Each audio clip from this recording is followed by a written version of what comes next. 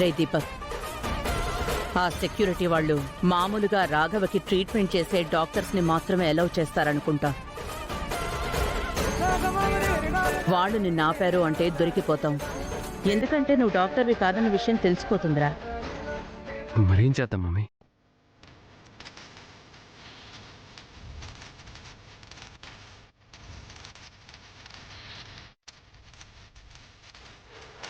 ఒక పని చేయరా,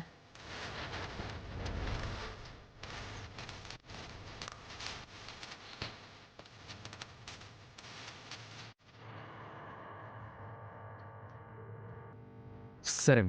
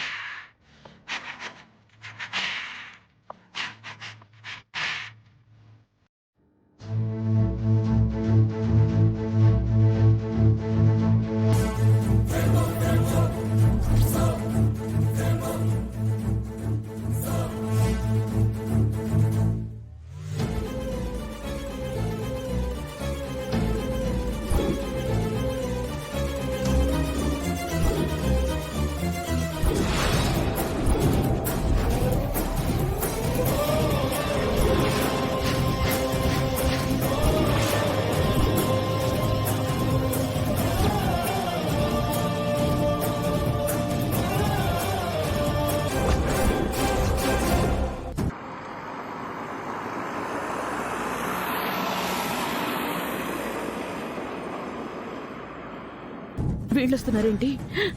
దీపక్ దొరికితే కారణం కూడా అడగకుండా కాల్ చేస్తారేమో. ఇప్పుడెలా?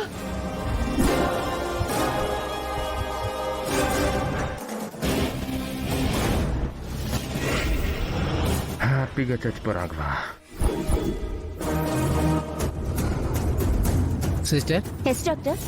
సీఎం గారికి సంబంధించిన పేషెంట్ ని చూసుకోవడమే కదా మీకు అప్పగించిన పని. మీరు బయటికి ఎందుకు వచ్చారు? పేషెంట్ దగ్గరికి వేరే డాక్టర్ వచ్చారు సార్. నన్ను వేరే పేషెంట్ కి ఇంజెక్షన్ ఇచ్చి రమ్మన్నారు.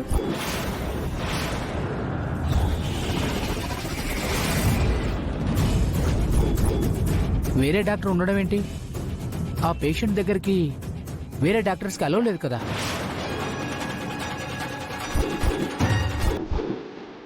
Something is wrong. రాజు, రండి చూద్దాం, పదండి.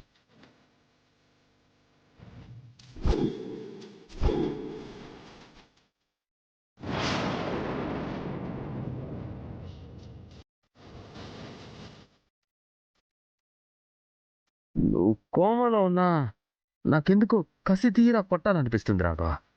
అయినా చచ్చిన పావుని కొట్టడం వేస్ట్ కదా.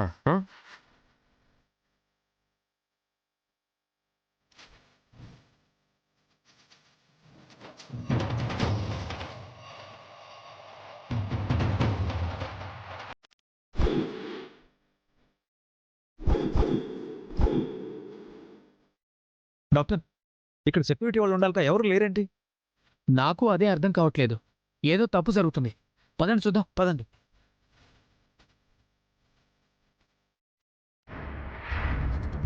ఎప్పుడు ఏం చేయాలన్నా అలా అడ్డుపడుతున్నారు.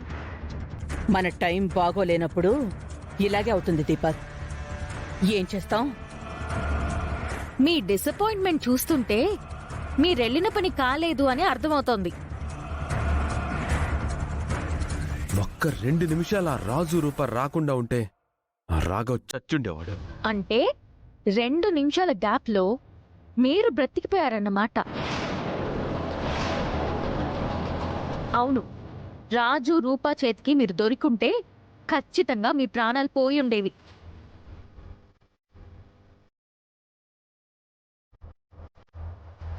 కాబట్టి ఓ రకంగా మనకి మంచి జరిగిందని హ్యాపీగా ఫీల్ అవ్వండి. రాఘవ్ గురించి ఏం భయపడకుండా నెక్స్ట్ ఏం ప్లాన్ చేయాలి, ఎలా ప్లాన్ చేయాలి అనే దాని గురించి ఆలోచించండి.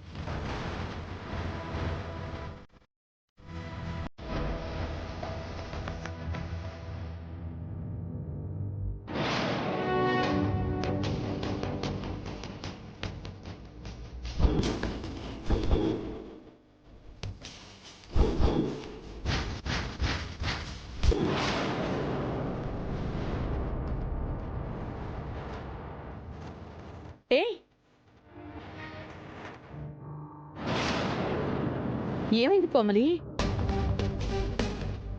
భయపడకుండా ఉండమని మాకు ధైర్యం చెప్పి నువ్వు భయపడుతూ కరెంట్ షాక్ కొట్టిందల్లా అలా కూర్చున్నావు. వాళ్ళు వాళ్ళు వాళ్ళ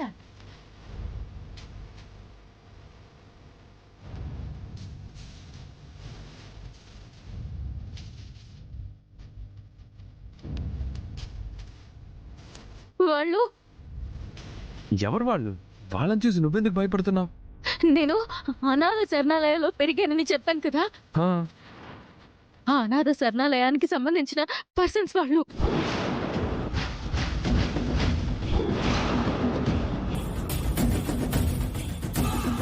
ఆగండి, సీఎం గారిని కలవాలి. పర్మిషన్ ఉంది, వెళ్ళండి.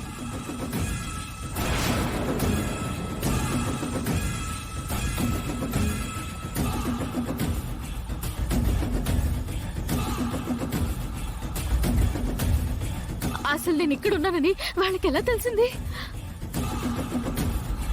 అయిపోయింది, అంతా అయిపోయింది. ఈ రోజుతో నా పని, మీ పని, అందరి పని అయిపోయింది. ఏ